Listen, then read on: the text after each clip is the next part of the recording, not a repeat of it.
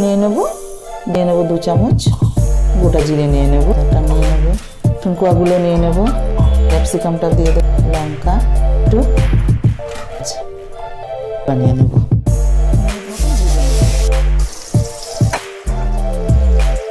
ফোড়ন দিয়ে দেব। ব্রাউন হয়ে গেছে, এবার খানিকক্ষণ হলুদ দিয়ে দেব,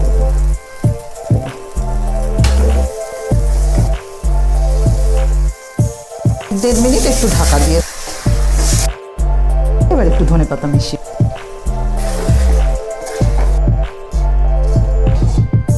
শিমের রেসিপিটা এইভাবে তৈরি করে খেয়ে দেখুন বন্ধুরা।